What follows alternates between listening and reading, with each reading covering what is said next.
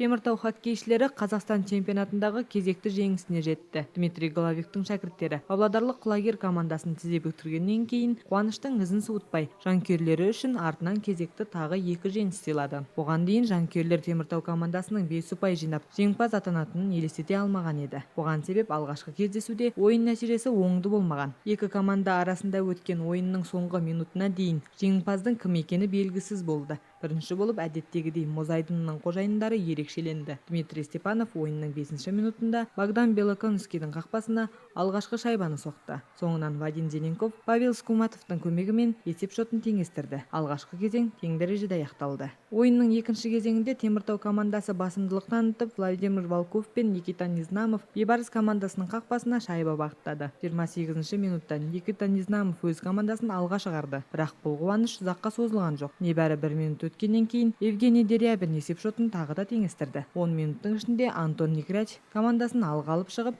екінші кезеңнен кейін Бейбарыс командасы 3-2 есебімен үзіліске шықты. Ойынның 3-20 минутында теміртаулықтар аса қызықты ойын көрсете алмады. Есеп өзгеріссіз қалатын сияқты көрінген еді. Алайда ойын аяқталар шақта Андрей Мещеряков атыраулық команданың қақпасына 3-ші шайбаны соқты. Соғылған шайба екі команда арасындағы есепті теңестірді. Бұл жерде Павел Скуматов ойынымен ерекшеленді. Ойынның басты кезеңінде есеп тең негізде аяқталды. Кейіннен екі қақпаға 5-5-тен соғылған шайбаның нәтижесінде теміртаулық команда суырылып алға шықты. Шешуші шайбаны Андрей Мещеряков орындады.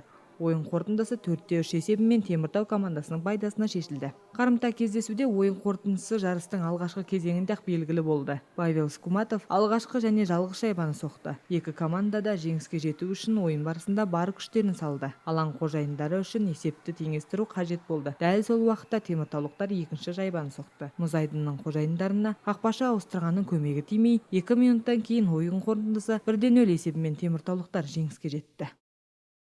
Ең алдымен өз хоккейшілеріме үлкен алғыс білдіремін. Олар ойын барысында өздерінің тамаша дайындықтарын көрсете алды. Бейбарыс өте тәжірибелі команда. Қарсыластарымызға алдағы ойындарда сәттілік тілеймін.